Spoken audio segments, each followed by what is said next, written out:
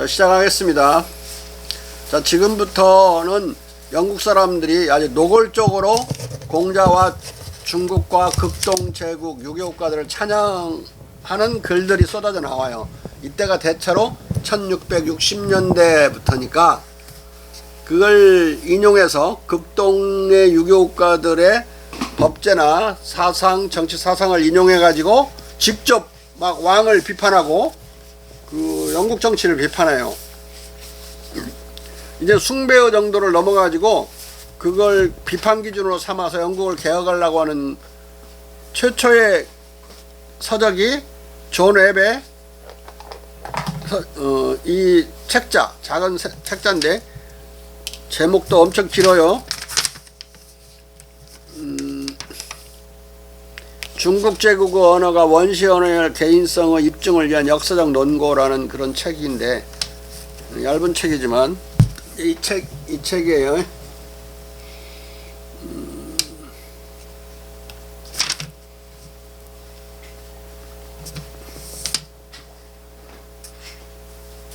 (1660년) 정도 두 번 나와. 이게 1669년에 나오고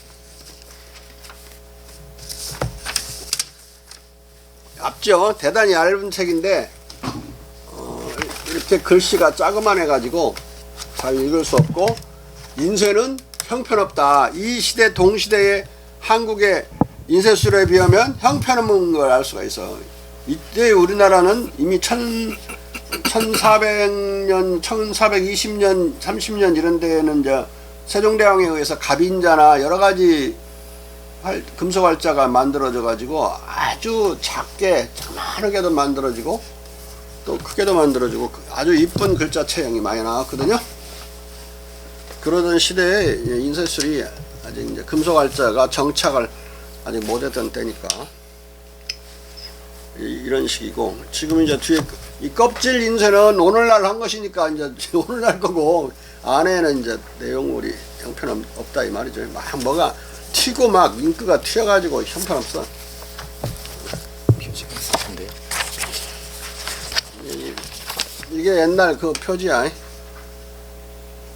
이렇게라도 읽는 게 다행이죠.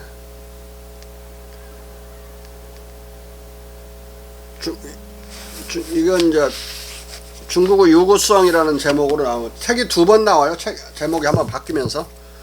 자, 그래서 지금 하려고 하는 게 705페이지 하려고 합니다. 존 웹의 중국 예창과 국가 개혁론. 이제 개혁으로 들어가. 자, 이거. 제4절 존 웹의 중국 예창과 국가 개혁론. 예수의 신부들의 수많은 보고서와 중국을 다녀온 여행가들의 여러 기행문은 청교도 혁명 내전의 여파와 왕정복구 직후 수년간의 소용돌이 속에 살던 영국 독자들에게 특히 호소력을 가졌다. 이 기행문들은 안정적 군주정에 의해 다스려지고 외견상 무한한 자원과 상상할 수 없는 국부의 축복을 받은 이생국가로 보이는 중국에 대한 일별을 제공했기 때문이다. 이 보고서들은 중국이 시기상 노아의 홍수에 앞서고 따라서 노아와 대홍수에 관한 구약성서의 기록적 신빙성을 의심케 만드는 부단한 역사 기록을 유지해왔다는 증거를 포함하고 있었다. 존 웹은 중국 고대에 대한 예수의 신부들의 보고서들이 제기한 이 문제를 수정된 성서 해석 안에 위치시킴으로써 해결하려고 한다. 이 해법으로 그는 중국의 모범적 지위가 원시 언어 보유의 결과이고 중국의 사회적, 정치적 덕성이 순수한 노화적 기원의 귀결이라고 주장하고자 했다. 성서 이야기의 수정을 통해 그의 중국 예찬은 성서를 읽는 독자 대중과 가톨릭 국왕에게 더 잘 받아들여질 수 있었을 뿐만 아니라 그가 복고된 영국 군주정을 중국의 정치적 사회적 상황에 대한 이상화된 보고들에 빗대어 비판하고 대안을 제시하려는 그의 시도에 정치적으로 보다 안전한 길이 열린 것이다. 존 웹은 단순히 중국에 대해 여행가들의 이야기를 반복하는 것이 아니라 중국을 해석하고 신우아지리의 불륜적 야합에 관심을 가지는 것이 아니라 중국의 문화적 측면을 강조한 최초의 영국인이었다. 그는 독일 철학자들이 사실에 대한 단조로운 헌신보다 더 깊이 파고 들어가는 가치 지각적 이성이라고 부르는 것이 무엇인지를 보여주었다.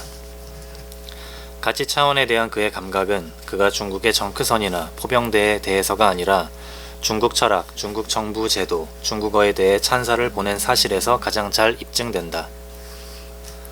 존 앱은 명예혁명이 일어나기 20년 전인 1669년 중국 제국의 언어가 원시 언어일 개연성의 입증을 시도하는 역사적 논고를 출판했다. 그는 당대 유명한 건축가인 이니고 조운스의 조력자로서 윌트셔 솔리스베리에 소재하는 윌튼하우스를 공동 설계했고 찰스 2세의 명을 받아 그리니치 공원을 개축한 건축가이자 철학자였다. 찰스 2세의 칙령에 따라서 당시 영국에서 모든 학술 서적은 런던 왕립협회의 검토와 인준을 받은 뒤에만 출판할 수 있었는 바, 이 책은 1669년 왕립협회의 인준과 출판 허가를 획득했다. 4-1 중국의 기독교적 해석과 찰스 2세에 대한 외부의 국정개혁 요구. 찰스 2세에 대한 헌사와 성군이 되라는 압력.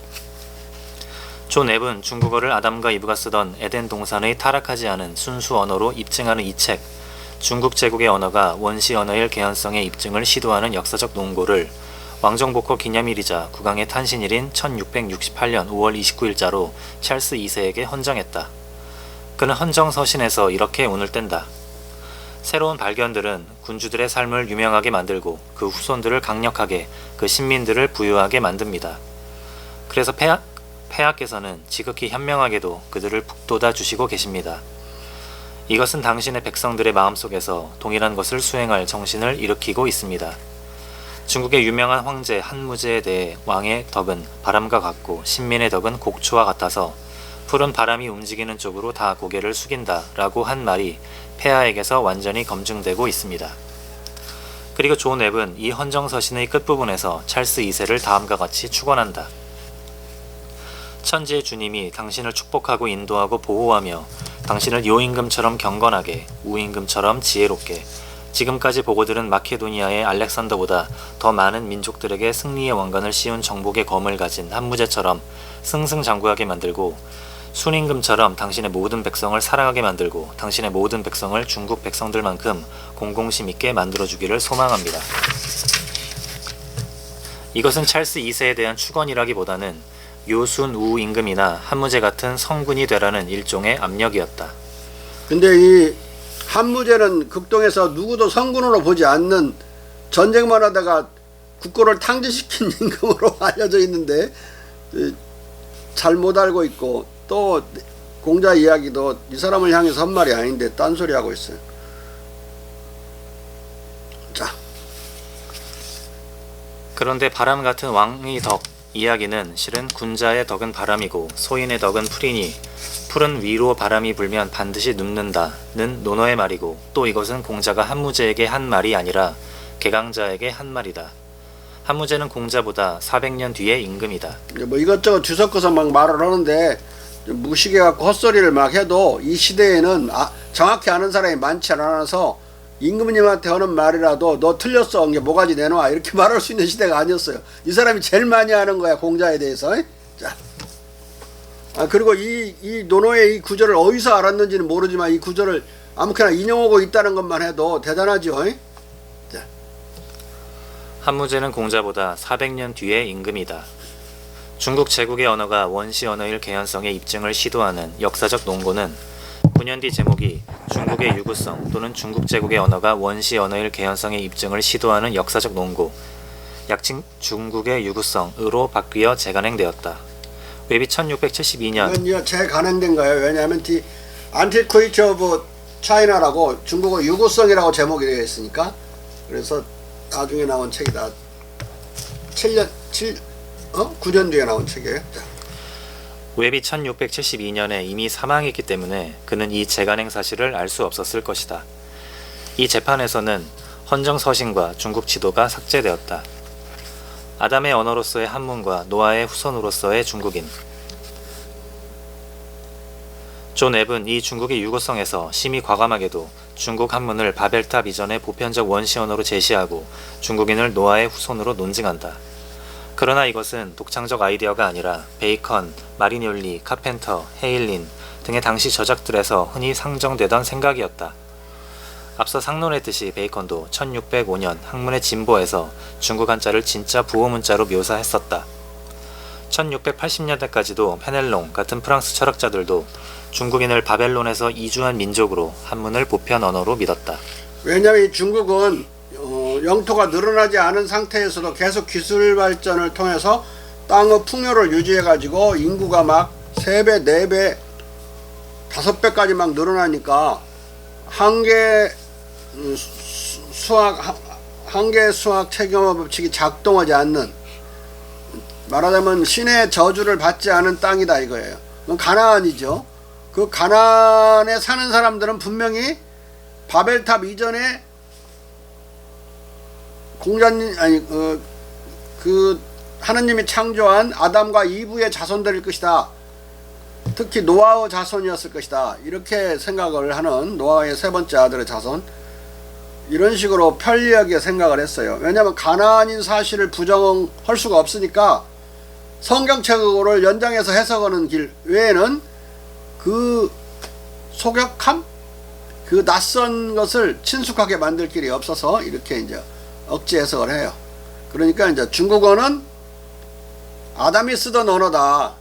아담이 쓰던 언어. 언어가 달라진 건 바벨탑 이후죠. 바벨탑을 쌓아서 신에게 도전하니까, 바벨탑은 바빌로니아의 탑을 말하는 거예요. 그러니까 다음에는 신에게 단합해서 도전하지 못하도록 단합을 불가능하게 만들려고 인간들을 언어를 다 다르게 만들어 버렸다고 그랬죠. 저주를 해서. 그러기 이전에 쓰던 아담의 언어일 것이다. 중국어에, 또 중국어 한자에 엄청 매료돼서 연구하는 거 앞에서 한번 다뤘었죠. 자, 웹은 중국의 완벽성을 아담의 원시 언어의 보유 덕택으로 돌림으로써 중국을 왕정복국이 영국에 대한 본보기로서 들이대고 중국의 모범적 지위를 설명하고 싶어 했다. 중국은 모세 역사의 이야기 안에 위치시킬 수 없다면 17세기에 부패하고 부서진 세계에 대한 부패 없는 노화적 대안으로 간주할 수 있었다. 중국의 한문 언어체계는 유럽 사상가들을 오랫동안 매료시켰다. 영국에서는 급진파와 왕당파가 똑같이 영국과 유럽의 종교 갈등과 정치 갈등을 언어의 불안정성 탓으로 돌리고 언어를 정치화하고 비난했다. 바벨탑으로 인한 언어들의 혼돈은 언어학적, 사회경제적 혼돈에 대한 흔한 이데올로기적 비유로 통했고 영국 내전 자체는 바벨탑 이후의 혼란으로 형상화되었다. 윌킨스, 달가르노, 로드위크, 백 등 보편 언어 프로젝트의 저명한 저술가들은 확실한 지식과 정치 종교적 안정의 실존 속으로 안내하는 삼파역을 맡아 언어적 정치적 경계들을 가로질러 교류를 용이하게 하는 상형 문자적 표의 문자 체계의 사용을 통해 말과 사물 간의 간격을 무너뜨리고 싶어 했다. 보편 언어 도식과 계산기나 중국 열쇠를 확립하려는 기도들은 라이프니츠와 같은 보편 기독교주의적 학자들에게 완벽한 표의 문자 체계를 정치적 이데올로기적 병폐에 대한 만병통치약으로 구상하는 것을 가능케 했기 때문에 17세기 말에 지극히 인기가 많았다. 좀 대단히 어려운 말을 설명하려고 그러는데, 여러분들은 의자 그러면 의자라는 말하고 실제의 의자가 서로 지칭관계에 있다고 생각할 거예요.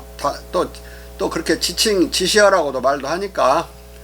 그런데 언어학적으로 깊이 연구에 들어가면 의하고 자를 합쳐서 의자라는 말을 만든 거, 그것과 실제의 의자는 그런 지시관계에 있지 않아요. 엄격히 따지면 상징관계에 있다. 두 가지 의미에서 그러는데, 하나는 의와 자라는 발음을 그렇게 해놓고 그것을 우리는 의자로 의지하죠. 상징은 늘 의지하는 거야. 상징과 비유는 달라요. 비유는 뭐뭐같이라는 말을 많이 써서 하는 거지만은, 상징은 바로 그 상징하는 그것 자체야. 가령 눈으로만 전해오는 진주, 그러면 눈으로 전해오는 진주는 눈물을 말하는 거죠. 그 눈물하고 그 진주가 같은 거야. 응? 태극기 그러면 우리나라야. 그냥 태극기가 곧 우리나라고 우리나라가 태극기라고. 마찬가지로 의자가 곧 그 실제하는 의자고, 실제하는 의자가 곧 의자야. 발음으로서 의자. 그 다음에 글씨로 쓰지. 그걸 발음과 글씨의 관계도 상징관계야. 매치되는 상징관계라고. 자, 그렇게 언어는 처음부터 이 폰, 소리를 통해서 사물을 상징하는 관계에 들어있다. 그 다음에 그걸 다시 글자를 만들어서 소리를 글자로 옮겨놓고 그 글자가 이 세상에 있는 것을 상징하도록 했다. 그런 지시적인 상징도 있지만은 그러지 않은 상징, 어떤 상황을 묘사하는 인간의 언어들 또는 의미를 포함하는 언어들은 진짜로 이제 상징성이 고도화돼 버리죠. 언어가 뭔지 가장 원시적으로 생각을 하면 빨간불 그러면 뭔 뜻이야? 자동차 운전할 때 빨간불 그럼 무슨 뜻이야? 가지 말란 뜻이잖아. 그냥 빨간불이 그 자체잖아. 그냥 빨간불 입고로 가지 말라는 거 상징한다고. 파란불 보면 가라는 걸 상징하고, 언어는 그러한 상징, 파란불 빨간불과 같은 간단한 상징어로부터 자라나서 크게 수십만 자로 확대된 거거든요. 그러니까 언어를 상징으로 이해하지 않을 때는 이렇게 헛소리들을 막 했어요, 옛날에. 응? 언어는 상징인데 처음에는 목소리로 상징했고 폰으로, 다른 하나는 글자로 상징하게 됐다. 상징이라는 걸 이해를 못할 때는 언어의 본질을 뚫지 못해요.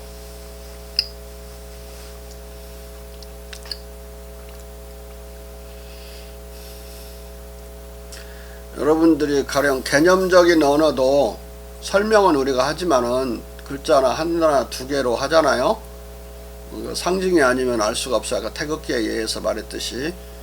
자, 국가라고 해봅시다. 국가는 일반 명사인데 국가가 의자처럼 뭘 지시할 수 있는 그런 거 아니죠.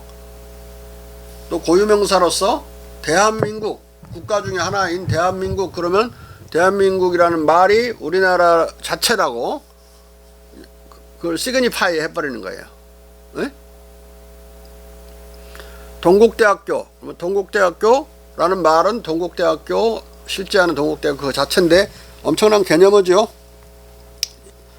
이을러라고 아무리 이을러라고 해도 동국대를 만질 수는 없을 거야. 발로 걷어차고 싶어도 걷어찰 수도 없고, 동국대 총장이 동국대 아니에요. 맨날 바뀌잖아. 교수도 아니야. 나도 좀 있으면 정년퇴직하잖아. 응? 그러니까 동국대 교사도, 건물도, 교수도, 학생도 누구도 동국대학이 아니라고.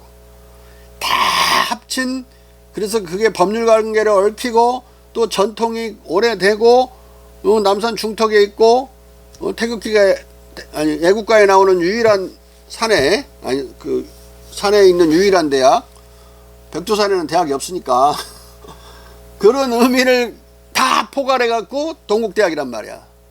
에? 이 넉자면 돼. 동국대학 딱 넉자. 대한민국 넉자면 돼. 에? 국가, 그럼 국가로 갖고 수만 편의 논문이 나왔죠. 이? 근대 국가는 뭐고 뭐 국가론을 가지고 옛날 막수주의 시대에도 막수주의 국가론으로 또 수천 평 나와서 수천 평 편은 논문이 갑자기 국가론으로 바람이 불어가지고, 뭐 그렇게 하면 또 개념적으로만 연구하면 뭔지 모르지만 아무튼 간에 국가라는 두 자로 어떤 특정한 걸 가리킨다. 자, 눈에 안 보인다 해서 없다 그렇게 말하면 안 돼요. 동국대학교 아까 만질 수도 없으니까 눈으로 볼 수도 없어요. 눈에 안 보이는 건 없는 건가? 어? 물론 너무 작아서도 안 보이는 거지만 이런 개념어들은 하나도 안 보여요. 근데 국가가 안 보인다고 한번 국가의 법을 한번 어겨봐. 그래서 한 50년씩 살아봐 그냥. 감옥에서. 국가를 막 느끼는 거지 몸으로. 어?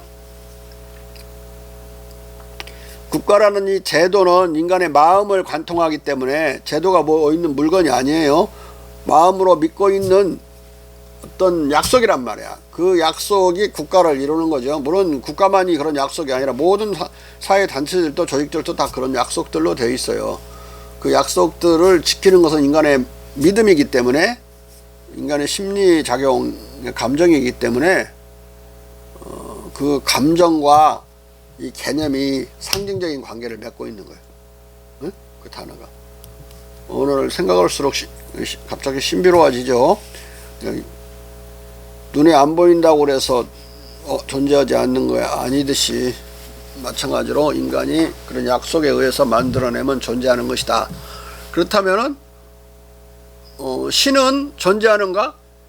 그거 만들어내 갖고 서로 믿는 사람들은 그들에게는 존재하는 거예요.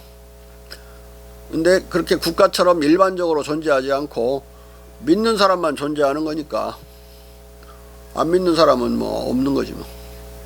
국가는 그렇게 안 믿고 그럴 수가 없어. 전 세계 어디를 가나 국가에 소속돼 있어야 되고 그 국가가 만든 법률을 안 지키거나 규칙을 안 지키면 뒤지게 얻어 터지죠. 이 언어 질서들 속에 또 동시에 이 국가도 위치하고 그 언어의 의미들을 관철시키기 위해서 그런 국가의 공권력도 존재하는 것이고, 약속이 위대하고 약속이 진실되고 크면 클수록 그걸 지키려는 공권력도 센 거예요. 하잘 것 없으면 별로 그런 공권력이 필요 없죠. 약속해도 뭐 영업으로 가자는 약속 좀 안 지켰다고 사람들 잡아먹는 거 아니죠. 뭐 강의 듣는다고 서창훈처럼 사기 쳐놓고 안 들었다고 얘를 그냥 목을 분질러 버린다 할지 이러면 실제로는 그러고 싶은데 그러면 안 되죠.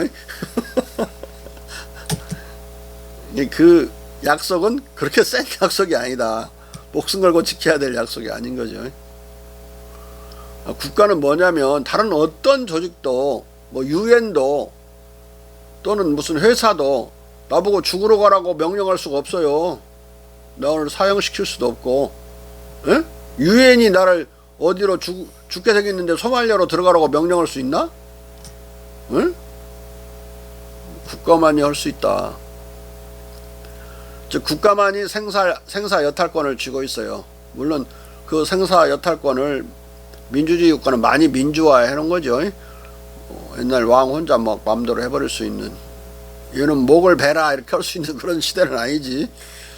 베야 되는 사람이 이제 재판하고 뭐하고 마지막에 대통령도 사인하고 그래야지 사형을 시키는데 때미랄 요새 대통령이 사인을 안 해가지고 지금 수십 년 동안 사형수가,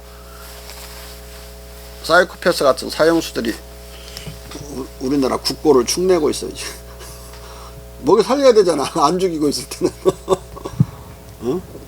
이게 누구지?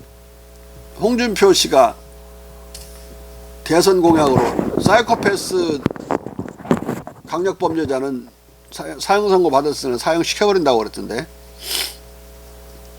이게 1980년 이전에는 사이코패스 개념이 의학적으로 없었어요.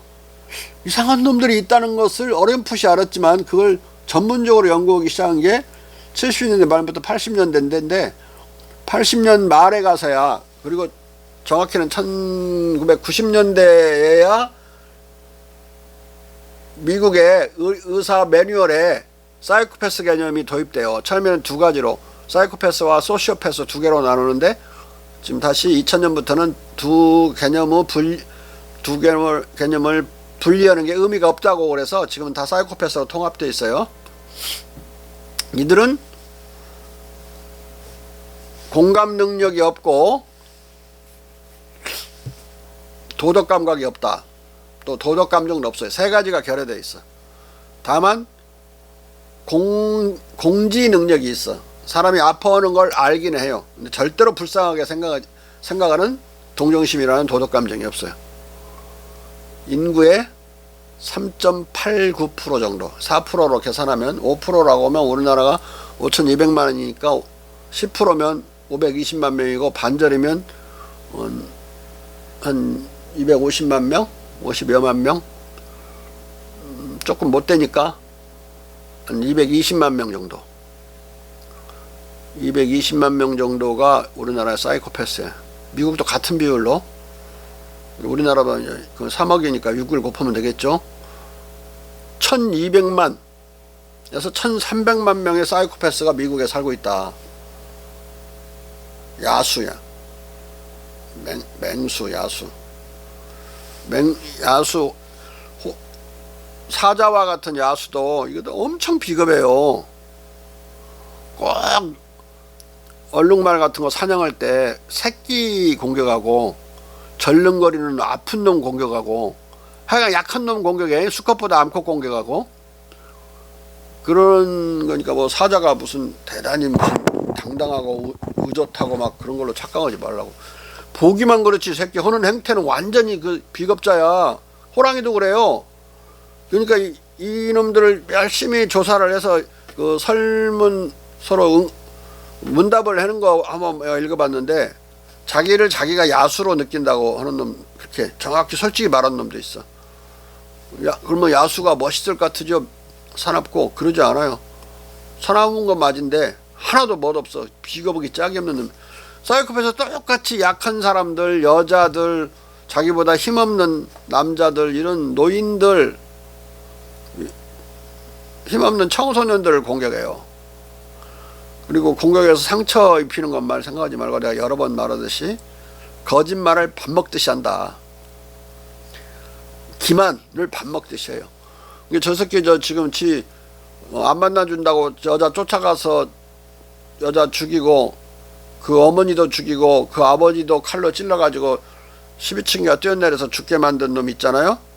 그 놈한테 징역을 때렸잖아요. 그놈이 개전어정이 확실하고 뭐 어찌고 그렇게 나와있대, 판결문이. 막 사람들 앞에 무릎 꿇고 비니까. 그 완전 사기야 그 새끼. 뭘 보면 아냐. 그렇게 죽여놓고 거기서 3일 동안이나 살았어 그 집에서.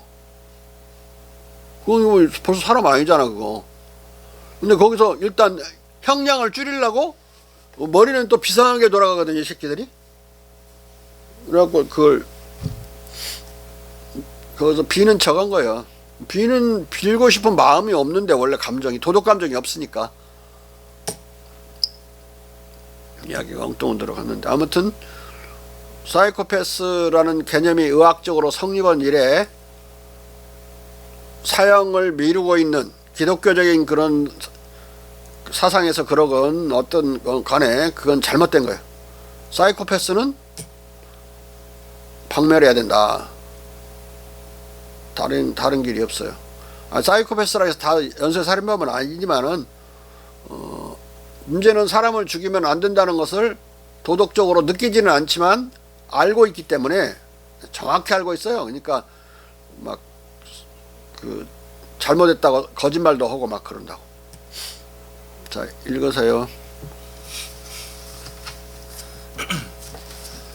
웹은 중국어를 그런 의미를 갖는 보편적 원시 언어로 확신했다. 그에 의하면 중국인들이 원시 언어를 가지고 있어서 그들의 사회가 자연에 대한 지배권을 잃지 않았을 뿐만 아니라 원자재와 제조 물품이 무한할 수밖에 없었다.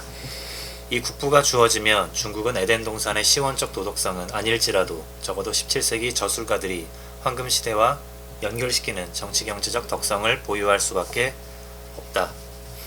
웹은 실로 중국 한문을 잘못 알고 이렇게까지 짝사랑했던 것이다.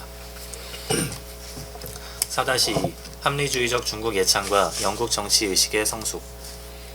웹의 합리주의적 중국 찬양. 웹은 중국 한문을 잘못 알고 짝사랑한 것처럼 공자 철학도 잘못 이해하고 제멋대로 공자를 짝사랑한 측면이 있다. 자, 이게 공자라는 말을 공동연하게 쓰는 점에서 다윈과 밀턴과 다른 거예요. 밀턴은 아주 표절해서 썼죠. 노골적으로 공자를 언급하니까. 자. 그는 하늘이 명한 본성의 빛의 철학인 공자 철학을 이성의 철학으로 오해한다. 그러니까 하늘이 명한 본성의 빛의 철학, 이 본성은 감성인데 성리학적으로 이해한 거예요. 이성의 철학으로. 성리학은 몰랐지만 이 본성을 이성으로만 아는 당시 스콜라 철학의 잔재 속에 다 들어있었거든요. 이게 전부 감성으로 바뀌는 것은 존 노크까지 가야만 바뀌어요. 에? 아까 도덕감정이 이런 건 다 감성이에요. 감성을 두 개로 나누죠. 인간의 본성은 감성과 본성으로 나누어지고, 감성은 다시 감각과 감정으로 나눠진다. 서박사는 알지 이런 거요? 여기 이율로는 모를 거야, 이 돌파건. 저 공부 계속 안고 놀다 들어가지고. 다시 이 본성은 이성과 감성으로 나눠지고, 감성은 감각과 감정으로 나눠진다. 읽어. 우주의 모든 국민 가운데 중국인들은 본성의 빛에 의해 지도되는 것을 가장 많이 피해왔고 그들의 종교의 규칙에서 가장 적게 오류를 범했다. 왜냐하면 우리는 칸과 야벳, 노아의 3자의 후손들, 그리스인들, 로마인들, 이집트인들이 지금까지 그들의 예배에 어떤 기막힌 우행들을 쑤셔 넣었는지를 알기 때문이다. 반대로 그럴 때 중국인들은 까마득한 시간으로부터 단 하나의 유일한 신을 인정하고 황천상제라고 불렀다. 그리고 니우오프는 우리가 4000년 이상의 중국 연대기에 의거해 이 세목에서 중국인들보다 더 위해를 가한 이교도들은 존재한 적이 없다는 것을 깨달을 것이라고 말한다. 자, 여기 우리가 종교적인 의미에서 하늘을 뜻할 때는 우리말로는 하늘이 다 똑같지만 영어로 heaven이라고 그러죠. 그냥 우리가 물리적인 의미에서 푸른 하늘을 말할 때는 sky라고 그러고, 근데 한문어로도 한자로도 종교적인 의미에서의 도덕적인 의미에서의 하늘을 말할 때는 황천이라고 한다. 황천길이란 말은 알죠. 황천. 그냥 스카이를 뜻할 때는 창천이라고 한다. 푸른 하늘. 푸를 창, 하늘천, 창천. 우리말로는 다 하늘이야. 어? 자. 따라서 그들의 행동의 나머지는 바른 이성이 요구하는 것에 그만큼 더 합치되는 것이다. 철학에 대한 웹의 심오한 오독의 결과다. 그리하여 그는 지극히 세속적인 공자 철학을 본성의 빛이 아니라 황천상제에 대한 신앙과 바른 이성의 지도에 의해 구축된 합리적 종교 철학으로 둔갑시킨다. 이 사람들에게 의해서는 이 기독교인들, 기독교 철학자들은 세 가지 빛이 있어요. 하나는 신앙의 빛, 믿음의 빛, 신앙의 빛이죠. 그다음에 신의 빛이야. 신앙의 빛은 그 신의 빛인데, 그다음에 이성의 빛, 감성의 빛인데, 감성의 빛은 잘 인정을 안 하는 거야. 그건 오도인다고 봐요. 오도. 자신을. 자.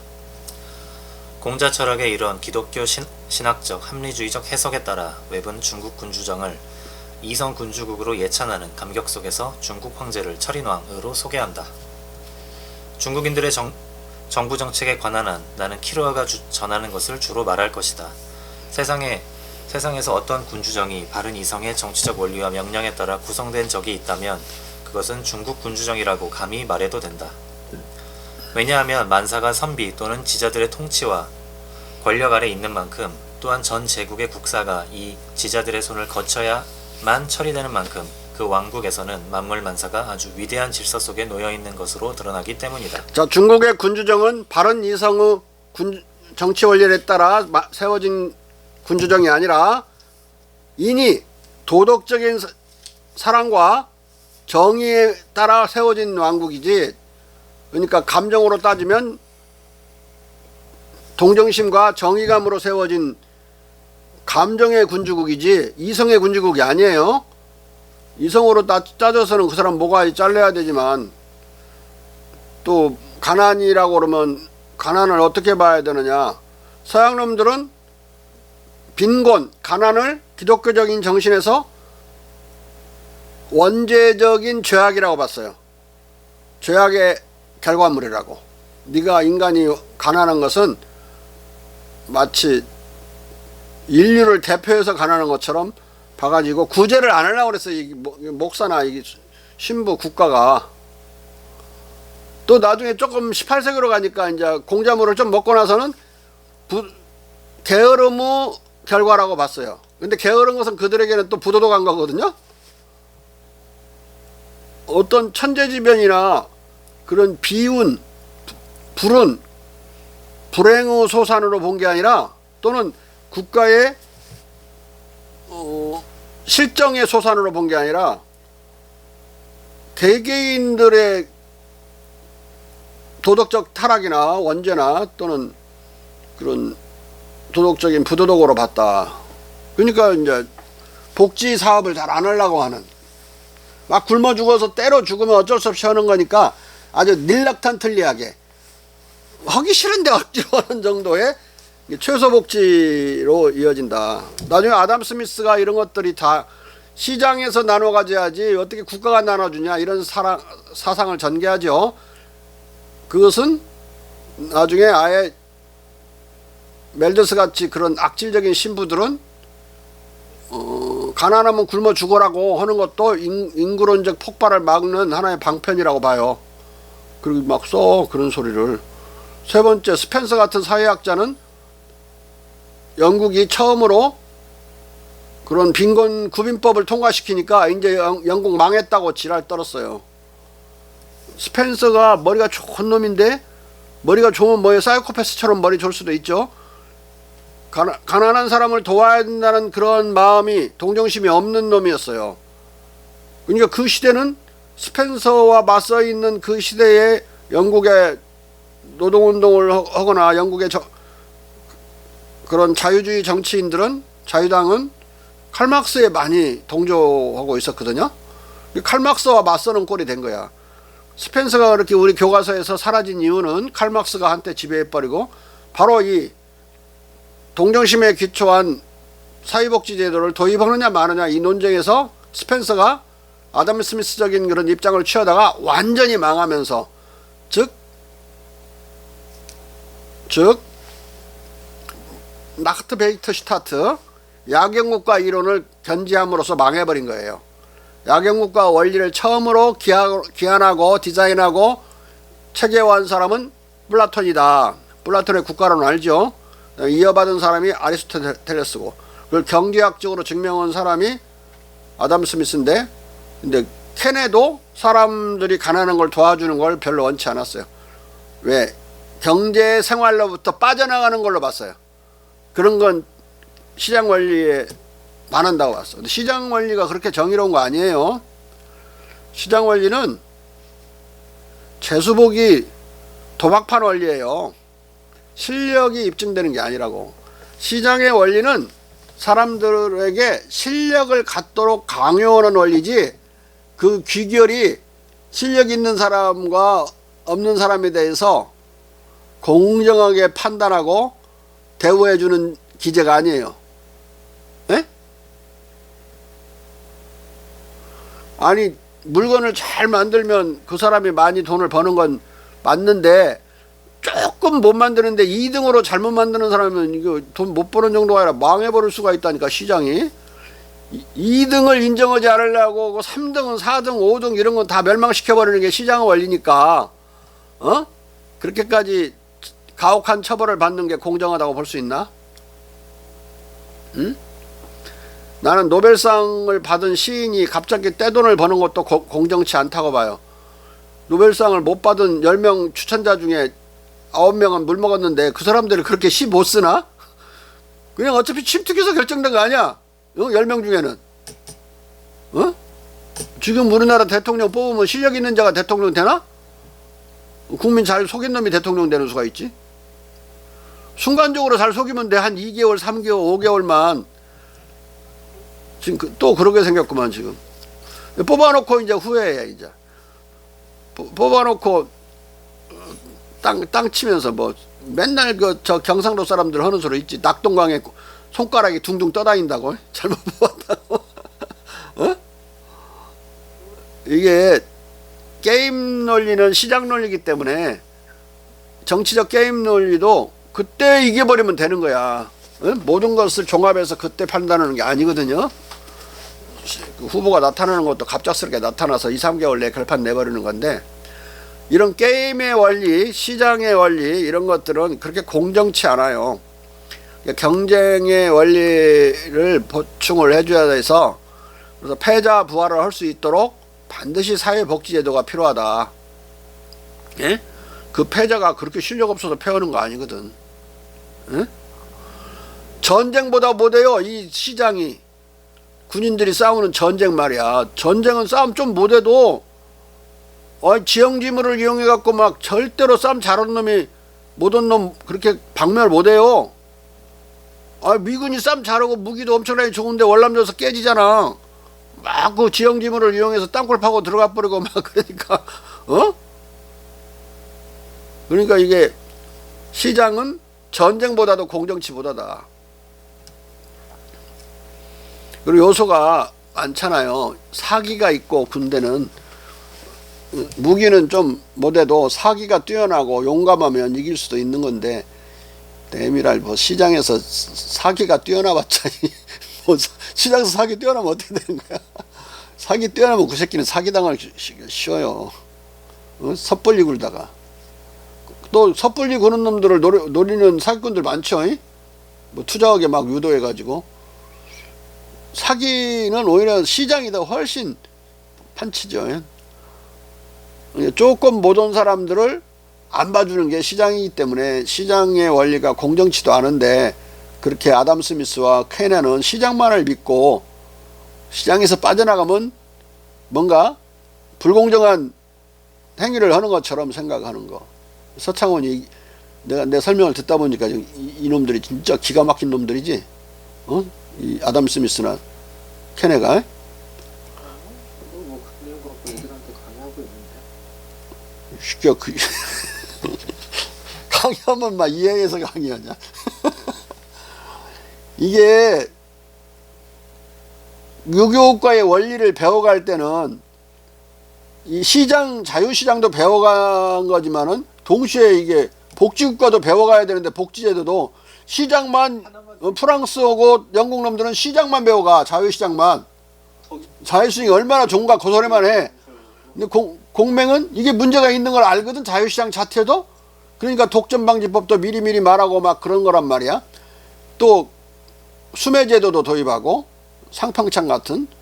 물가가 그냥 뜻밖의 너무 급히 오를 수도 있어요. 그것은 생산자가 들어간 비용에 맥곱절을 벌어버리는 식으로 올라가 버리면 안 되니까. 그렇게 되면 소비자가 망해버리죠. 일반 백성이 망하는 거라고. 그때는 이제 그 물가가 쌌을 때 사들였던 물건을 가지고 있는 국가 공공재를 풀어가지고 팔아서 낮은 가격에 팔아가지고 평준화 시켜주려고 그러고, 또 너무 물건이 싸면 정부가 사들여가지고 물가가 너무 떨어지지 않도록, 그래야 너무 안 떨어져야만 생산자가 또 살아남잖아요. 그 역할을 해줘야 되는 원리까지도 공맹은 알고 있었고, 또 어떤 자들이 농단하는 거, 시장을 다 독점해서 농단하는 것도 알고 있었어요. 농단이란 말은 맹자에 나온 말이야. 우리가 쓰는 농단한다는 말인데, 원래 맹자에서는 그건 동사로 쓰인 게 아니에요. 높은 언덕 이란 뜻으로 쓰였어요. 높은 언덕에 올라가서 이 새끼들이 뭐 하는가 싹 둘러보고, 높은 고지를 먼저 차지한 놈이 다 이익을 모리배처럼 쓸어가 버린다. 그때 높은 언덕에 올라간다는 뜻으로 농단이 등장하는데, 농단을 나중에 뭐 중국말로 동사로 써가지고, 박근혜 최순실의 국정농단 할 때 그때 농단을 쓰죠. 근데 용도는 원래 변형된 거다, 공자 말에서. 아무튼 간에 시장이 가장, 그래도 우리가 선택할 수 있는 인간의 가장 좋은 제도지만 절대적으로 좋은 제도라고는 생각하지 않았어요, 공맹은. 그렇기 때문에 그런 상평창 같은 가격 조절 기구가 있어야 된다고 그랬고, 동시에 독점을 규제하는 독점 규제법이 있어야 된다고 그런 거예요. 자, 그 독점 규제법에는 농단이란 말이 연결되어 있고, 그 가격 조절 기구에는 수매라는 말이 연결되어 있죠. 그래, 다 그건 공맹의 언어예요. 오늘날까지도 써먹는 놀라운 사람들이라고 봐야 돼요. 자, 읽어봐. 글과 학문에서 아주 많이 배운 식자들만이 어느 정도의 영예에 도달할 수 있을 따름이다. 한마디로 중국인들의 왕은 철인이고 철인은 왕이라고 말할 수 있다. 셈에도는 이 왕들이 만사를 훌륭한 통치, 화합, 평화, 가정의 평온, 그리고 덕행에 가장 많이 기여하는 방식으로 배열한다고 말한다. 이런 까닭에 그렇게 거대한 제국이 말하자면 하나의 잘 다스려진 수도원일 뿐인 것처럼 보인다고 그는 우리에게 말한다. 여기서 웹은 자신의 합리론적 관점에서 인덕을 최고로 치는 공자의 군자 치자 개념을 지혜, 소피아를 최고로 치는 플라톤의 지성주의적 철인치자로 모독하면서까지 중국의 군주정을 극찬하고 있다. 공자의 덕성주의적. 자, 이 중국이나 조선의 그런 군주정을 철인치자 개념으로 다 그렇게 네덜란드 사람들도 말을 하고 그랬어요. 코리아도 철인치자가 다스린다고 그래요. 네덜란드 사람들은. 성종 때인데 시대가. 그런데 사덕은 다시 말하지만 플라톤의 사덕은 지혜가 제일 높이 있는 거고, 지혜, 그 다음에 뭐죠? 용기, 그 다음에 프루던스, 현명이라고 할 수 있는 거, 또 절제라고 할 수 있는 거, 마지막에는 정의예요. 공자의 사덕, 공맹어 사덕은 인이예지죠. 지혜가 제일 말석에 있다고. 그리고 여기는 사랑이 있지만 인이 사랑이죠. 플라톤의 사덕에는, 소크라테스 플라톤의 사덕에는 사랑이 없어요. 지혜만을 높이치고 있다고. 오징어 게임에서 머리 존놈이 뒤지지, 그걸 공대 나온, 아니 공고 나온 자동차 회사 다니다가 실업자 된 친구가 456억인가 9억인가 다 따먹지. 머리는 나빠도 마음 착한 놈이. 에? 오징어 게임만 또 모든 철학이 플라톤 철학이야. 에? 머리 좋은 놈은 절대 사람을 모을 수가 없다.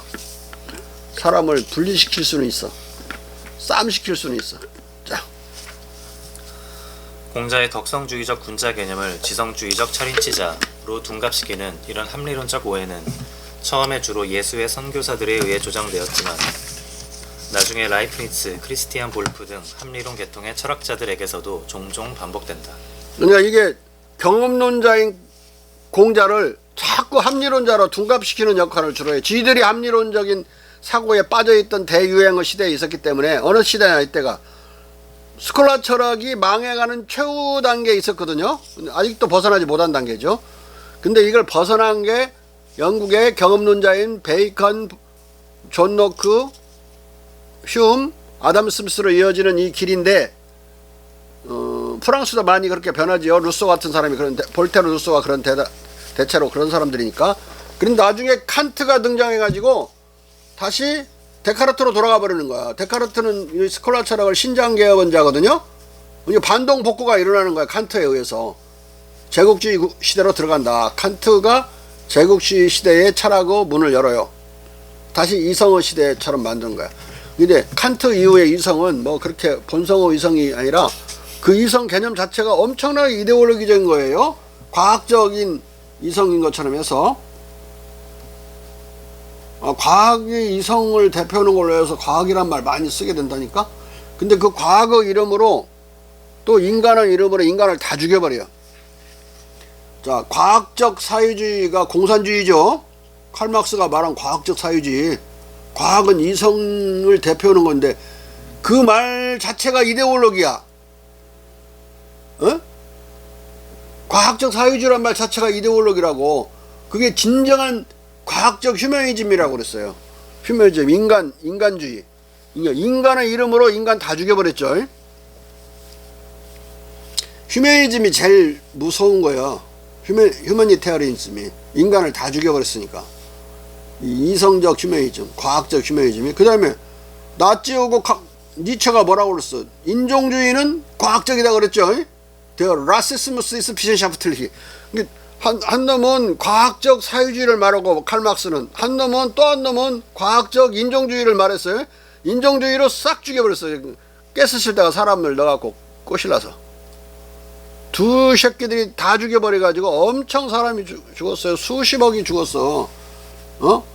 거의 뭐 안 보이는 사람들까지. 동구권에는 이름 없는 종족들이 많은데 다 죽었어요. 집시만 죽은 게 아니야. 우크라이나도 엄청 죽었고 백러시아도 엄청 죽었고 셀 수 없이 죽었어요. 이 합리주의가 이데올로기화 될 때, 합리주의가 이데올로기가 된다는 뜻은 뭐냐면, 이성이 신을 숭배하듯이 이성을 숭배하면 이데올로기가 돼버리는 거예요. 이성이 필요한 때가 있지만 그렇게까지 높이 격찬받을 이유는 없는 거거든요. 인간의 단순한 따뜻한 마음 하나만 또 모든 게 이성이야. 에? 계산이나 잘하고 문제나 잘 푸는 것이 이성이지, 그게 무슨 인간의 그 어려운 감정적이고 문제나 고통을 해결할 수 있어요? 사람을 더 고통스럽게 만드는 데는 뭐 할지 몰라도. 이성이 신의 자리에 신의 권자에 가서 앉아버릴 때 어마어마한 인간 대사륙이 벌어졌다. 인간은 신이고 나발이고 인간의 감정을 벗어날 수 없게 인간은 이성 개념이든 종교든 정치든 전쟁이든 통제해야 돼요. 네? 전쟁법이라고 하는 국제법은 미국의 남북전쟁 때 처음으로 발생하게 되는데, 그때 남북 간에 싸우면서 그랬죠. 우리가 어떤 이유로 서로 싸우게 됐는지는 모르지만 우리를 내려다보고 있는 하늘에 대해서까지도 인간이기를 포기한 건 아니다. 그러니까 정력을 집중해서 전쟁을 치르되 정력의 집중에 어긋나는 부분은 전쟁법으로 처벌하자. 가령 전쟁하는데 아무 도움도 안 되는 문화재를 파괴하는데 폭탄을 쓰고 총알을 쓴다, 낭비한다. 에? 그건 금지돼야 돼. 그 문화재는 대단히 중요한 거니까 우리가 인도적으로 보호하고 보존해야 되는 거잖아요. 물론 뭐 아무 땅바닥이나 이런 데가 총 쏘았다고 그래갖고 그 사람 전쟁법 위반 아닌데, 인간적으로 가치가 있는 휴머니즘적으로 의미가 있는 것들을 실탄 낭비, 정력 낭비로 망가뜨릴 때는 그건 전쟁법으로 규제 대상이야. 다. 문화재만이 아니라 민간인을 죽였다. 군인이 민간인을 죽이면 그게 정력이 집중된 건가? 전쟁은 정력 집중의 원칙과 휴머니즘이 만나는 곳에서 전쟁법은 성립해요. 국제법상. 그러니까 전쟁도 막무가내로 치르는 거 아니에요. 나름대로 엄정한 법칙에 따라 전쟁을 치러야 된다. 근데 그것이 완벽하다고 내가 말하는 거 아니야. 완벽하지 않아요, 이 원칙도. 아니, 후퇴하는 중에 적군 포로를 잡았어.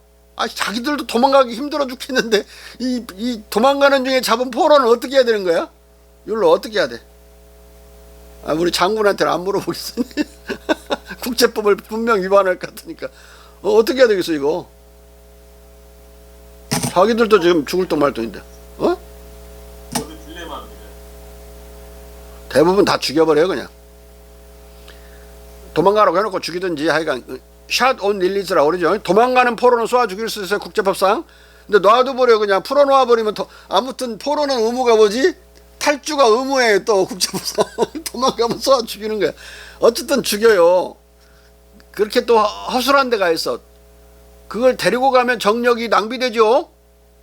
죽이는 것이 정력을 집중시킬 수 있는 길이라고. 밥 한 끼라도 자기들도 얻어먹고 다니는 마당에 포로의 밥을 얻어줘야 되는 그런 이런 불합리가 어딨어? 정력 분산이 어딨냐고. 그런 정도로. 그러니까 정력 집중의 원칙과 휴머니즘이 만나는 곳에서 전쟁법이 성립한다. 그 태제는 맞지만 완벽한 건 아니다. 그 모든 인간의 인간성을 지킬 수 있는 데 있어서 전쟁법이 완벽한 건 아니라는 걸 알 수가 있죠. 자.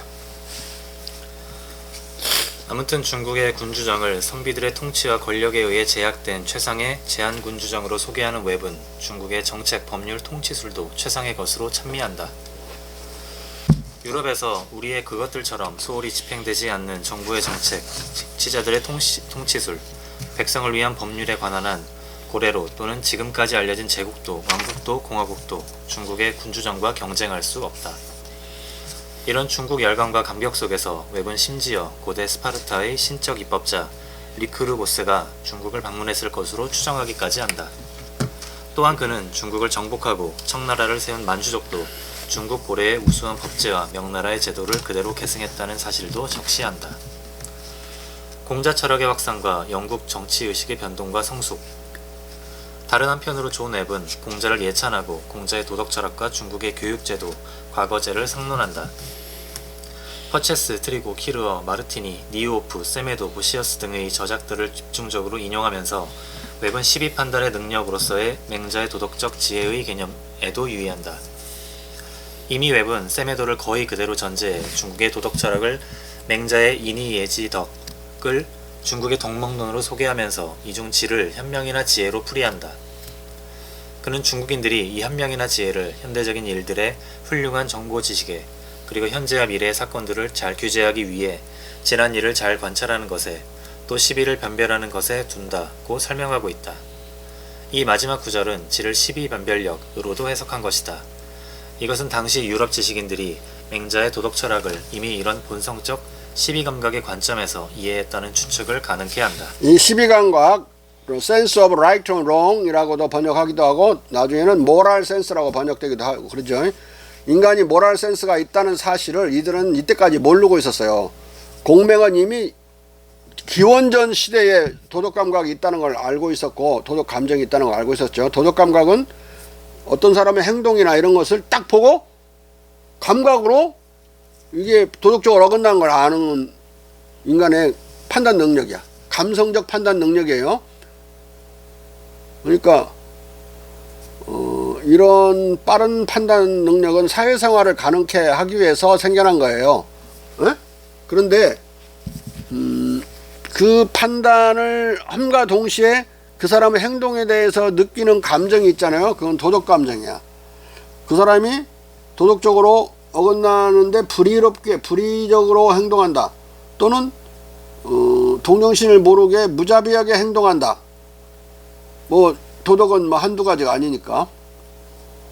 그렇게 움직이는 경우 또 예의가 바르지 않게 건방지게 움직인다. 그러면은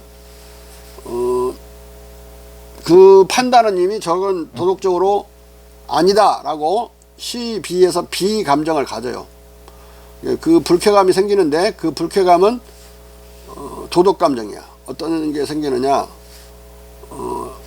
그 사람을 나무라는 감정이 생겨. 나무라. 비난 감정이 생긴다. 근데 자기가 또 그렇게 어긋나게 행동할 수 있잖아요. 그러면 자책감이 생겨요. 남한테 자기가 그렇게 했죠. 그러면은 자기는 미안한 감정이 생기는 거고, 미안합니다라고 하죠.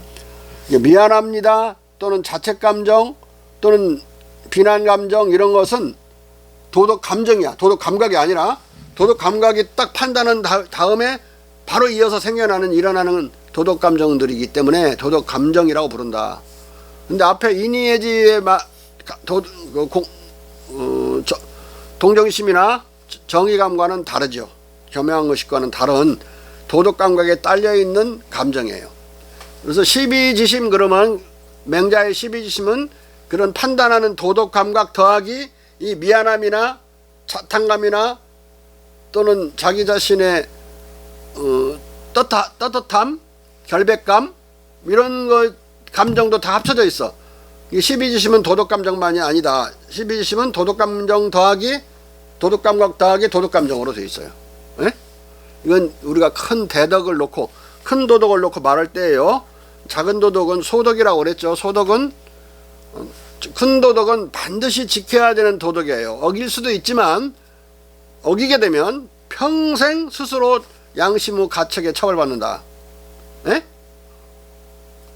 반드시 지켜야 되는 어떤 의무감이 엄청나게 우리한테 강하게 다가오는 그런 감정들이에요. 인의예지에 딸려있는 감정. 그러니까 인내심, 즉 동정심, 정의감, 공경심 이 세 가지를 어겨서 움직이게 되면 평생 없어지지 않는 거예요. 그 지옥 속에 사는 거예요, 혼자. 근데 남한테 이제 소덕을 좀 어기는 건 좀 괜찮아요. 가급적 안 어겨야 되지만 우선 돈을 허비 쓰는 거 검소해야 된다고 생각하죠. 우리는 이건 작은 도덕들이야. 그 다음에 부지런해야 된다고 생각하죠. 누구 게으름병이 누가 있냐 여기서? 임성건이 게으름병인가? 또 부지런해야 될 뿐만 아니라 좀 민환해야죠. 좀 근데 그 민환한 기자가 그 신문사 먹여 살리는 것이지 그 굼뚱 기자들은 그 신문사를 사회복지기구로 쓴다니까. 그런 사람 많아요. 이 장군들 중에도 사회복지기구로 군대를 쓰는 사람이 많아. 똥별들. 전쟁을 잘하는 건지 뭐 하는 건지 모르겠어 그냥. 군대에서 덕장이라고 부르는 사람들은 대부분 똥별들이라고 생각하면 돼요. 덕이 무슨 직 군대에서 이 소덕을 어겼을 때는 그냥 사람들이 좀 미안한 감정 느끼고 에이 쟤는 왜 저러냐 그렇게 핀잔하는 정도로 끝나지 감옥에 쳐넣자고 하지 않아요. 근데 자기가 자기 자식을 낳아갖고 사랑을 해야 된다는 건 의무인데 강력한 감정이 의무예요? 강력한 도덕 감정은 다 의무라고 부른다. 그걸 버려버렸어 갖다가. 그 버린 사람이 사이코패스가 아니라면 그게 평생 그 버린 자식을 잊을 수 있겠어요? 괴로워서 못 살지. 얼마나 힘들었으면 버렸을까 하는 불쌍한 상황도 있지만은 참 고통스러운 일이고, 또 자기가 앞에서 사람을 괴롭히는 사람이 약한 사람을 막 두둑에 패가지고 여자의 핸드백을 뺏어갔다. 근데 거기서 그놈이 무서워가지고 거기서 그 사람을 도와주지 못했다. 비겁하게. 그 비겁을 떤 것도 평생 잊혀지지 않는 거예요. 에? 잊혀지지 않는 것이다. 거기서 뭔 짓이라도 해야지. 그걸 막아내기 위해서 경찰에 신고라도 해야 될 게 아니야. 거기서 오갈들어서 가만히 있었다. 용감한 사람도 있지만 또 나서서는 그 잊혀지지 않는 거야. 자기한테 평생 가슴에 못을 박아버린다. 경찰에 의해서 그 사람이 죽는 걸 그냥 놔둬도 불법이야. 그 구해야 돼요. 그런데 이제 그 법은 그 사람이 위험에 처해 처음에서까지 구할 의무는 없어요. 물에 빠진 사람을 구할 때 위험하지 않으면 구할 수 있어. 근데 위험하지도 않은데 안 구했지? 자살 방조죄로 처벌해요. 어? 그러듯이 아까 소덕을 어긴 것을 가지고는 법으로 처벌 안 해요. 근데 이 대덕을 어기면 법으로 처벌한다고. 자기 양심의 가책도 처벌을 하지만 법으로, 우리 국법으로도 처벌하게 돼 있다. 만약에 어린이를 자기가 자식을 낳았다고 방치하고 버리면 어떻게 되죠? 아니, 그냥 갖다가 한 대다 버린 게 아니라 자기 가정에서 그냥 방치해버리면 친권을 상실해요. 국가가 나서서 상황을 잘 판단하고 옆에 신고 오면 전문가들이 뜨고 경찰들이 나중에 분리시킨다고. 둘이 분리시켜서 친권을 박탈해버린다고. 어? 자식 못 보게 만들어버려. 자, 읽으세요. 웹은 중국과 공자 예찬을 통해 실은 영국을 계몽하고 영국의 전반적 국정개혁을 요구한 것이다. 웹이 활동한 시기는 명예혁명이 일어나기 10에서 20년 전의 시기였다. 웹이 공자 철학과 중국의 능력주의적 정치 문화를 알리고자 한 열정은 찰스 2세의 정실 인사에 대한 그의 뼈아픈 경험과 실망에서 솟아난 측면도 있다. 찰스 2세는 정실주의에 휩쓸려 그에 대한 1년의 관직 약속을 번번이 어겼고 그릇된 인사를 바로잡으리라는 그의 기대도 저버렸다. 중국의 유구성의 전편에 걸쳐 웹은 중국 선비들이 향유하는 성적주의적, 능력주의적 보상을 찬양하고 어떻게 선비들 사이에서 가장 가난한 사람도 배움으로 자격을 얻기만 한다면 최고 지위로 승진할 수 있는지를 설명하고 있다. 자, 이게 과거 시험 제도와 시장이 어떻게 다르냐면, 시장은 1등만 살리고 2등까지도 거의 목숨을 간당간당히 만들어 버리는데 3등은 다 죽여버리고 부도내 버려요. 이 시장은. 근데 과거 시험이나 우리가 공무원 시험, 뭐 각종 시험은 한 명 뽑는 게 아니잖아요. 시장은 한 명만 살리고 다 죽여. 뭐 300명 뽑고 막 중국 같은 데는 과거 진사를 300명 정도 뽑았어요. 거기서 1등, 2등, 3등은 이제 장원, 타마 이렇게 해서 3명은 매년 그런 경우에는 이제 나중에 할림원에 보냈죠. 할림원을 보내서 나이 들고 도와주고 이제 내각을 도와주다가 나중에 내각 대학사가 돼서 1인지야 만인지상의 지위까지 갈 수가 있죠. 그렇다고 4등, 5등, 6등까지 299등, 300등까지는 다 없애버렸느냐? 의미가 없는 게 아니고 다 그 또 지방행정에 태수로도 보내고 총독으로도 보내고 다 그렇게 또 다 역할을 주었어요. 임금 곁에 좀 멀어져서 그러지 국가 공무원으로서 큰 관직들을 또 했고, 또 그 과거 시험의 최종 합격자가 아니라도 거인이라고 그래서 향시 합격자들에 대해서는 지방 행정을 다 도맡아서 그들이 책임질 수 있게 그런 기회들을 주고 그랬거든요. 우리나라에서도 진사와 생원이 최종 합격자가 아니죠. 초시 합격자라고 1차 시험 합격자인데도 지방에서는 그 사람들한테 영향력을 발휘하도록 법제화되어 있어가지고 지방에 수령이 내려가잖아요. 군수로 내려가면은 혼자 결정 못해요.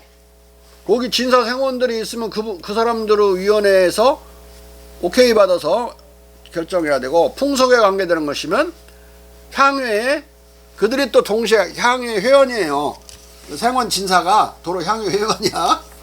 거기서 오케이를 받아야 풍속에 관계되는 것은 시행할 수가 있어요. 뭐 임금이 몰라. 임금은 뭐 개별적으로도 막 술까지도 제안했죠. 정조가 정철한테 너무 정철이 술을 먹어대니까 하루에 이제 양재기 하나씩만 한 대접씩만 먹으라고 그렇게 명령을 내렸잖아요. 근데 지방 수령은 그렇게 못해요. 그 향회에서 허가받아야 돼요. 그렇게 하려면. 근데 정철은 이제 그 말을 지키긴 했는데 그 그릇을 막 불 달고 두들겨 가지고 막 늘려서 이렇게 키웠어. 이렇게 해갖고 먹었어요. 술 먹다 결국 죽었는데, 그런 풍속에 관계되는 것들은 전부 향회에 의결을 거쳐야 됐고, 그렇게 수령들이 결정할 수 있는 게 많지 않았다. 수령이 탐관오리가 되어가는 과정은 19세기 후반부터 그렇게 돼요. 19세기 후반에 이서와 수령체제라는 게 등장해요. 거기 이방나리 이런 것들 있잖아요. 요런 것이 거기는 쥐들은 맨날 있으니까 새로 오신 양반은 1년 반만 근무하잖아요. 뭘 모르니까 그 양반을 내세우고 둘이 결속하고 이용해가지고 백성을 막 훑어먹었어요. 그러니까 그때 수령의 지위가 강력해지면서 그 이전에는 이서가 수령을 안 붙여줬거든 잘. 요것들이 단결해 버리니까 탐관오리가 된 거예요 대체로. 그리고 이서는 월급이 없었어요. 그러니까 뜯어먹고 살으라고 돼 있는 거야. 수령도 월급이 먹고 살 수 있는 만큼의 돈을 준 적이 없어요. 조선 500년 동안. 왜 그랬느냐 여러분들 보면 말도 안 되는 거라고 느끼겠지만 백성을 다스리는 일은 자원봉사 개념으로 해야 된다 그랬어. 돈 벌려고 하는 거 아니다. 백성을 위해서 희생하는 것이지 무슨 그걸로 세국을 최소한의 세국만 주면 그걸 먹고 살면서 해야 된다. 그런 개념이 수령에게는 적용됐고, 이서들에게는 원래 개념 자체가 부역을 얻듯이 다 부역해야 되잖아요. 모든 국민은. 서울 시민은 자기 앞에 있는 눈이 오면 눈 쓰려야 돼요. 자기 집 앞에 지나가다가 눈 안 쓸어서 어떤 사람 넘어져서 다치잖아요. 그러면 벌금 내야 돼. 그 눈 안 쓴 집안 사람들이. 지금도 부역이 있듯이 옛날에 부역이 있는데 관서에 가서 하는 부역이 있었어요. 그건 아무나 할 수 없으니까 글깨나 아는 사람만 부역을 하게 됐고, 글을 해서 먹고 살 수 없는 시대여서 모든 백성이 글을 읽을 필요는 없었잖아요. 어떤 집안에 의해서만 그 글을 읽는 전통이 대대로 내오면서 그 집안에만 세습되는 꼴이 됐어요.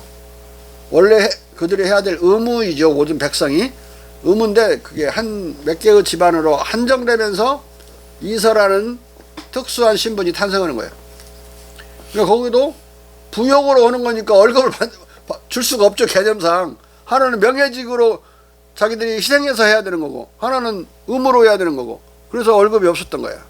그걸 고치려고 하는 이제 시도들이 있었지만은 못 고쳐져요. 그 개념을 부술 수가 없어갖고. 자, 자신의 쓰라린 경험 때문에 중국 정치와 철학을 논하는 그의 모든 집필 활동은 의도치 않게 명예혁명을 준비하는 활동이 되었다고 해도 과언이 아니다. 찰스 1세의 처향으로 귀결되었던 1, 2차 영국 내전과 공화 정치는 왕종 복고와 크로멜의 부관 참시로 막을 내렸다. 국왕 처형 이후 공화국 시대에 영국 국민들은 양심의 큰 가책을 느꼈다. 부관 참시는 인휴메인이라고 그래요. 휴먼이라는 말 있죠. 인휴메인 앞에 인 붙여서 땅에 묻힌 사람을 다시 파내가지고 또 한번 처형하는 걸 부관 참시야. 자, 이 극심한 양심의 가책의 집단적 폭발이 왕종 복고와 크로멜의 부관 참시로 나타났던 것이다. 이때까지도 자국의 국왕을 추방하거나 시해하는 혁명적 행동을 사상적으로 정당화해 줄 수 있는 논란 없이 공인된 정치 철학이 영국에 아직 확립되지 않았던 것이다.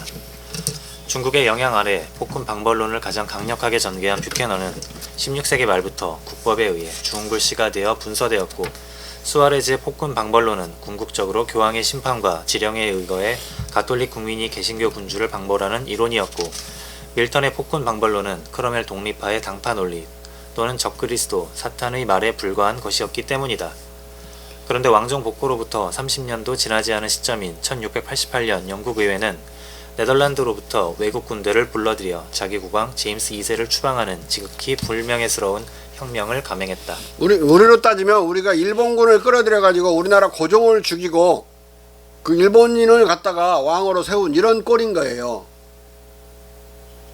근데 기가 막힌 상황이 벌어졌는데 그걸 명예혁명이래. 자, 이것은 어찌된 일인가? 제임스 2세의 방벌은 개신교 국민이 가톨릭 군주를 파문하는 이단 군주 파문론의 의미가 분명히 숨겨져 있었지만, 무엇보다도 왕정 복고로부터 명예혁명까지 28년이 흐르는 사이에 영국인의 정치적 정서와 사상이 더욱 근본적으로, 더 급진적으로 변한 것이다. 즉 폭군 방벌론이 일반 이론으로 관철된 거, 그러니까 확립돼 버린 거예요. 이미 그 사이에 30년 사이에. 그러면 그 30년 사이에 무슨 일이 벌어졌느냐? 공자 철학에 관한 책과 중국 철학의 중국 사상과 제도에 관한 책이 엄청나게 쏟아져 나온 거예요. 일반인들도 접할 수 있을 만큼. 그러니까 세상이 변해버린 거죠, 영국인들이. 그 이전에는 왕을 죽였다는 이유로 공화정을 무너뜨릴 만한 충분한 정서가 있었는데, 그래서 부관참시까지 해버린 거예요. 1660년에 왕정복고죠. 왕정복고 내일 한다면 오늘 저녁에 사람들이 다 크로멜의 시신을 파내가지고 부관참시 해버린 거예요. 전날에. 그런 정서 상태였는데 30년이 지난 뒤에는 당연히 추방해도 된다는 정당성이 생기게 되고, 그런데 이게 카톨릭 국왕을 몰아낸 거니까 이 개신교도들이 종교전쟁이잖아요. 근데 그걸 은폐하기 위해서 더 피플이란 말을 엄청 많이 써요, 문서마다. 근데 그 더 피플은 인민이 아니라, 백성이나 인민이 아니라 대귀족들만을 가리켜요. 그런 젠틀이라는 소귀족이 아니라 그건 의미가 없고, 대귀족들만을 뜯으면서 계속 피플이란 말로 덮어버려. 뭐 여기서 그걸 다룰 건 없지만 다음에 나오는 책 공자의 충격과 서구 자유평등 사회의 탄생이라는 책에는 이 부분이 잘 분석되어 있어요. 어떻게 이 명예혁명이라는 게 가장 불명예스러운 구조를 가지고 있는지를 분석해주는 책. 자, 왕정 복고로부터 명예혁명까지 28년이 흐르는 사이에 영국의 정치 사상이 공자 철학의 보급과 중국 정치 문화의 확산 속에서 급변한 것이다. 이 28년간 영국인들은 공명의 반정, 혁명 철학을 받아들여 정치 사상적으로 비약적 성숙을 이룬 것이다. 이 기간에 영국에서는 보시어스, 웹, 컴벌랜드, 템플 등 친중국 철학자들이 활발한 지필 활동을 전개했고, 프랑스, 네덜란드, 영국 등지에서는 중국 관련 서적들과 공명 경전 번역서들이 쏟아져 나왔다. 자, 여러분 보세요. 지금 이 30년이라고 뭐 얼마 안 되는 것처럼 느끼지만 우리들을 역사에 한번 대비해 보세요. 지금 우리가 민주화된 게 YSDJ가 정권을 잡은 그까지니까 DJ가 정권이 끝나는 게 2002년이잖아요. 지금 2002년이면 빼면은 지금 19년 정도밖에 안 지났어요. 근데 사람들이 엄청나게 의식이 변해 있죠. 아, 이 윤석열이가 전두환 칭찬에다가 작살났잖아요. 옛날 전두환 찬양하고 박정희 찬양하던 시대가 있었어요. 근데 그게 안 통하는 시대가 돼버린 거야. 거꾸로 국민의힘당 대표가 거꾸로 윤석열을 비판하잖아요. 에? 근데 막 또 오늘 지랄을 떨대. 그런데 왜 그런가 그랬더니 가만히 생각해 보니까 민주당 당원 당규하고 국민의힘 당원 당규가 달라요. 민주당은 당원 당규 상으로 후보가 뽑히잖아요. 대통령 후보가 뽑혀도 당대표가 권한을 가져요. 언제까지? 공식 선거운동이 시작되기 전까지. 언제까지냐? 3월 9일부터 한 달, 두 달 빼면 1월 9일까지는 당대표가 당을 운영을 해요. 공식 선거운동에 들어가면 이제 선거체제로 바뀌면 선대위원장이 다 준다고. 선대위원장은 후보가 임명하도록 되어 있거든요. 후보가 선대위원장 할 수도 있고 또 다른 사람을 선대위원장으로 임명하는데 당대표를 선대위원장으로 임명하지 않으면 그냥 실업자야. 2달.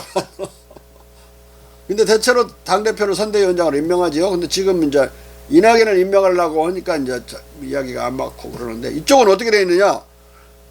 후보가 탄생하는 순간부터 당권이 후보에게 넘어가요. 이준석이가 11월 6일부로 11월 5일 날 뽑히니까 11월 6일부로 날 실업자다.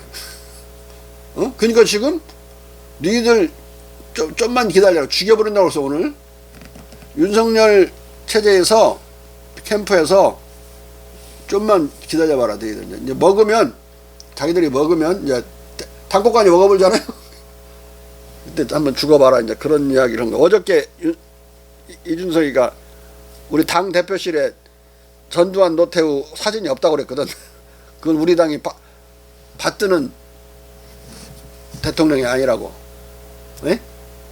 그러니까 이전에 그 군사정부 독재로부터 나온 정당을 전신을 하는 그 당에서조차도 반민주적인 대통령을 빼버린 거예요.